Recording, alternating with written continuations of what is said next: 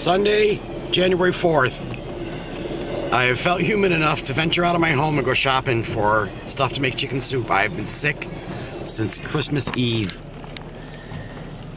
And I'm waiting for the train to go so I can get out of here. Go back home. This is 50 degrees on Sunday, January 4th. And it's raining. It's been raining for 2 days. And you could tell by there's a lot of water in the road.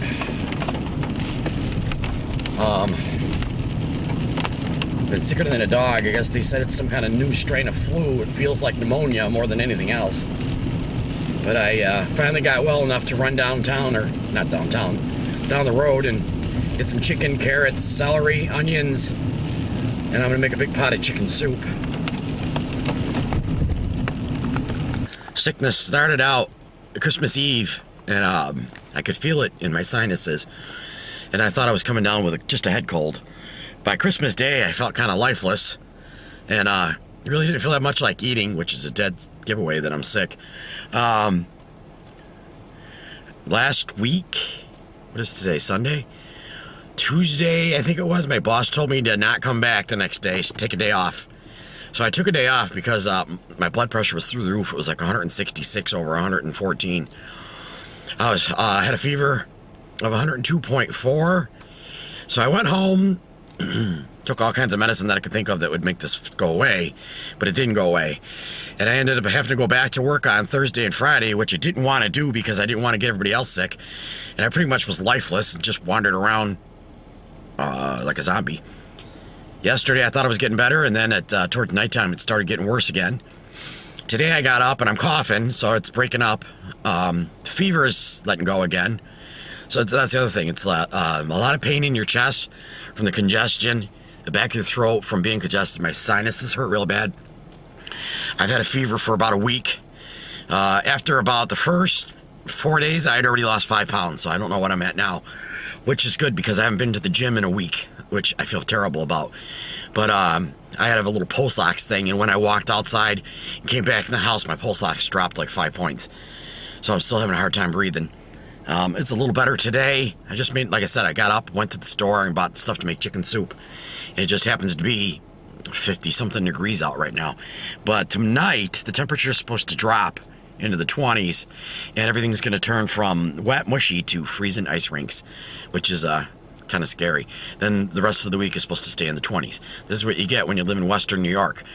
We have a month where we get the largest snowfall on the record of the United States, and then we get 50 degrees on January 4th. So that's what I've been up to, just being sick and trying to get better. If anybody gets it, I would say if you have an inhaler, use it. It opens up your bronchial tubes, which allows you to get airflow again. Otherwise, you're goofy as shit because you can't think because your lack of oxygen. Helps you to breathe. Tylenol, Tylenol, Tylenol. I know a lot of people said take Motrin, but for me, the Tylenol really did help with the headache and the fever. Motrin is more for body aches. Cough drops are very helpful, but you don't want to be sucking on cough drops when you get into the coughing fits. You can very easily choke on a cough drop. And I guess the other thing is lots of rest and chicken soup. So hopefully today I'll feel good enough and I'll be able to make this big huge pot of chicken soup, and then I'm going to take some to my son and some to my grandkids. So get their little immune system going. So that's my advice if you get this crappy stuff. Chicken soup, get an inhaler if you need it. Tylenol, plenty of fluids. I don't know if I can do it now. Oh, much better. I was showing you how dehydrated I was. I was squeezing my eyelids the other day and grabbing it, and it was staying there for like, there it goes. That's a good sign of dehydration when your skin sticks like that. Let's see if I can get that a close up. Let's see.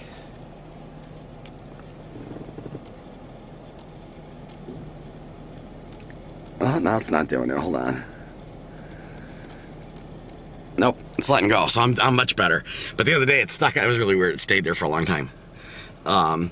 Yeah, it's called tenting. When your skin tense like that, it's dehydration. And you got to drink lots of water, and you try to force the moisture back into your system.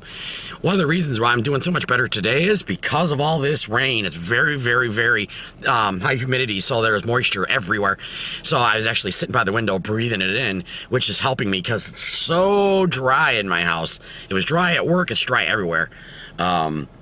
So a humidifier probably would be a good thing too. But so that's my advice if you get this terrible, terrible flu. And then there's this big push on where they say if you get the flu, you should stay quarantined for 7 days. And if you haven't had a flu shot, take Tamiflu. I say bullshit. It's just one of those pushes again on a drug company for a drug that does nothing. I don't get the flu shot. I work in human health care. And I avoid the flu shot because I swear to God, every time I've gotten one, I've gotten sick. There's going to be people out there I know that are going to say, I take the flu shot and it helps me. It doesn't help me. It makes me sick. And all of a sudden, there's this miracle Tamiflu, and it says, may decrease the time of your illness by 1.3 days. Really? I'm going to put some kind of a drug in my body so that I can get better in 1.3 days. More than I would have before. So instead of 7 days, it'd be 5 points, whatever. 7 days I'd be better in instead of 7. That's enlightening. And if my math is bad, it's probably because I'm still sick. But yeah, I'm not a big fan of whatever drug the government's pushing on you this week. So chicken soup, that's what I say. Big, huge pot. And in fact, how big is this one? It might say it, but I'm blind and I can't tell. It's huge among us, let me tell you. I don't see any markings on it. It's also old. My mother had it and gave it to me, and I love it. Anyway, big, huge pot. Chicken. And, no, not just the white breast meat. That's useless, really. That's kind of a filler as far as I'm concerned. The dark meat, the bones, all that stuff has to be in there, the fat. And you got to cook that down until it all falls off the bone. Then you take it out and take everything off, separate the fat and the bones and all that stuff, and put the rest back in. And of course, carrots and onions and celery. And everybody adds something else. Somebody does rice. Somebody does, I know they do elbow macaroni. Some people use pasta noodles or whatever you want to call it. But I use, lately I've been using barley. I like it. It's chewy. It adds a little difference to the rest of this, which is usually kind of squishy textured by the time you get done with it. But all this is going to get chopped up and put in a pot, and I'm going to make a big old pile of chicken soup, aka medicine. So there you have it. Get out and make you some. You'll be happy you did.